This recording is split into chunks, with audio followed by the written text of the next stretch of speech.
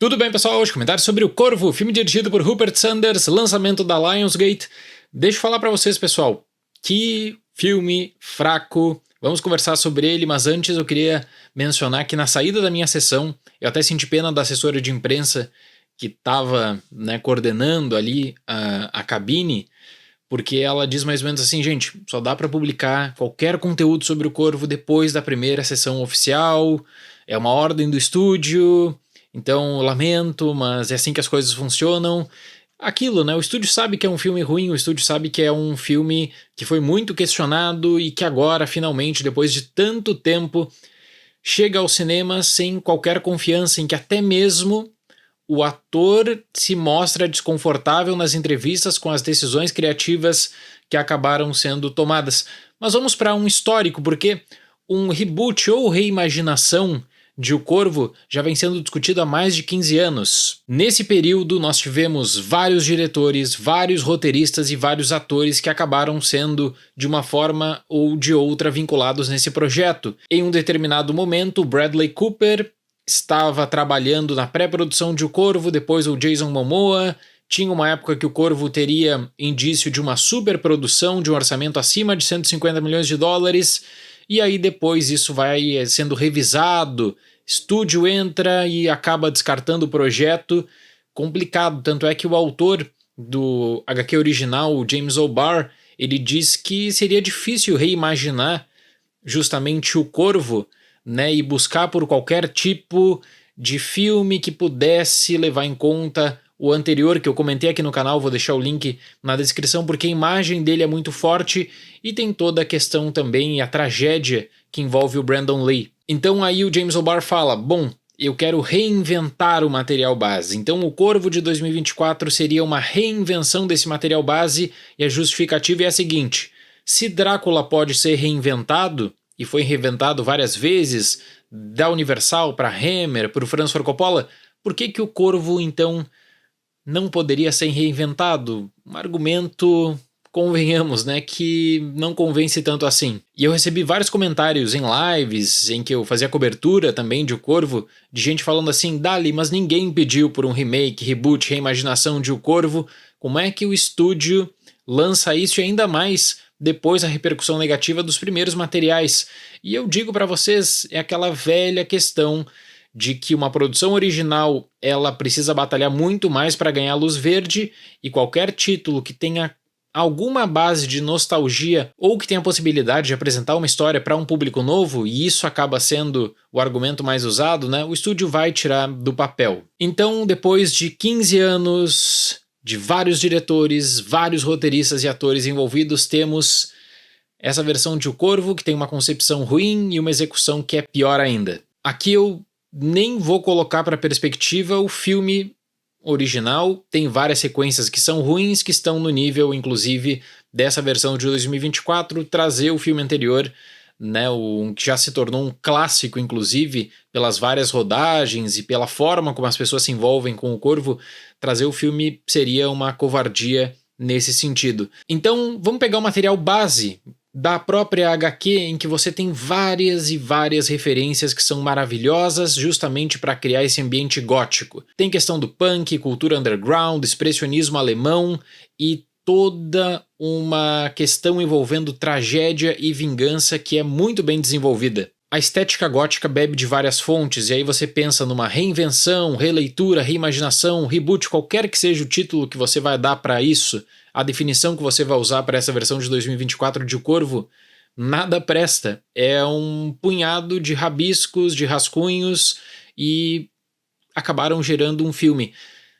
35 minutos de duração. Foi a primeira vez que eu olhei para o relógio, porque tinha uma história de romance, na verdade, que eu realmente não esperava. História do Eric com a Shelley, então tem perseguição, tem fuga, tem perigo no meio disso tudo, e uma tentativa de mostrar em 35 minutos que eles estavam muito apaixonados, que eles tinham uma ligação muito forte, para depois você entrar num filme que tem algum tipo de lembrança e resquício da HQ original, porque é complicado.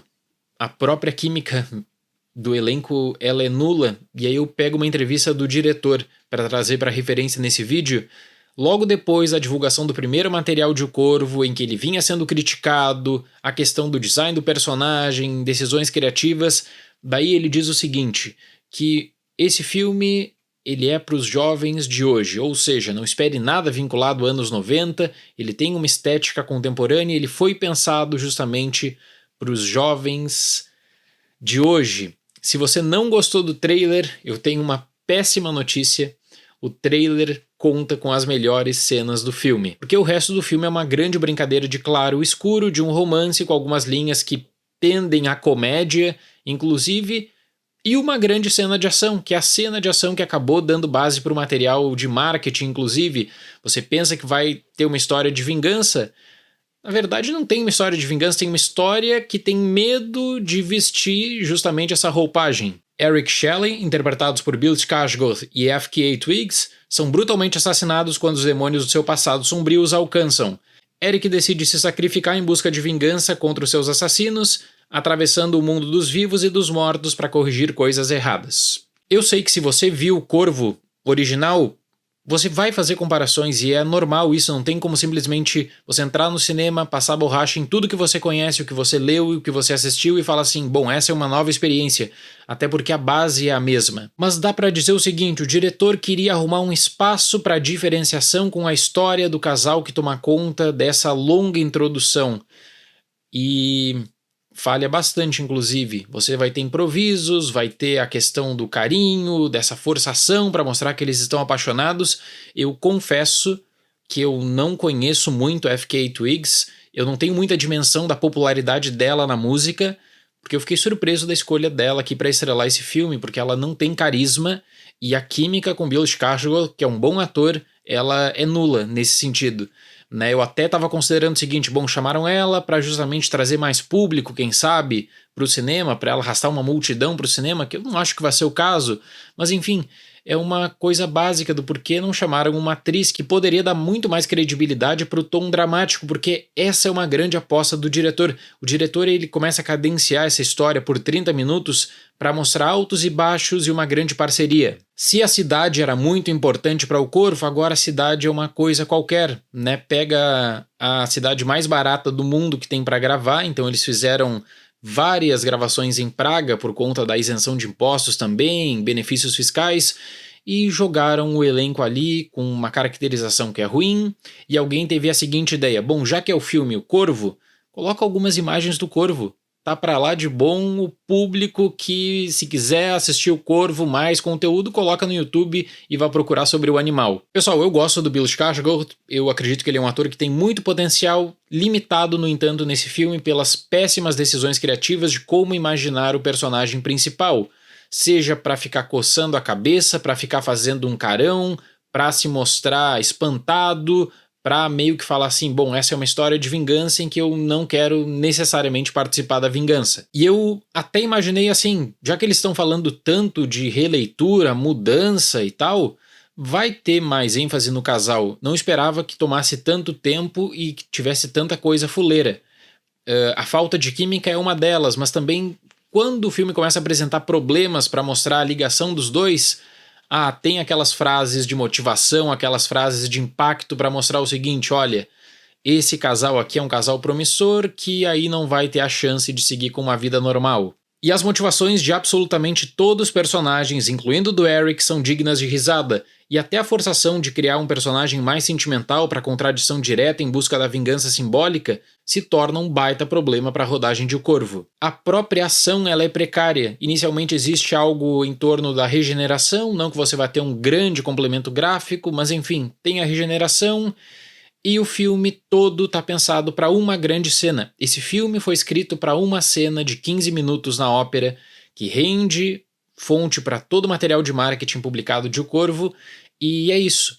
Depois você tem aqueles fillers, Você tem esses 30 minutos de introdução que não te leva a lugar nenhum, porque não tem química, não tem conteúdo para mostrar o casal, e posteriormente você que aguarde o final para ver essa tal reimaginação. O pior de tudo, que virou algo padrão no cinema hoje em dia, eu já falei em várias críticas e vou citar mais uma vez aqui, É o pacto silencioso dos produtores com o público, que é o seguinte: se vocês comprarem o ingresso, se o Corvo der um bom resultado, uma produção de 50 milhões de dólares, nós vamos fazer uma sequência. E o próprio ator se mostrou muito insatisfeito com a mudança do final para justamente deixar algo aberto para o futuro, né? É uma reimaginação barra reboot barra reinvenção, você defina como quiser, que não está comprometido justamente com a obra base, está comprometido com um pensamento de estabelecimento de uma nova franquia a curto prazo para vender mais ingresso, para licenciar mais material. E eu senti uma vontade tão grande de desconstruir,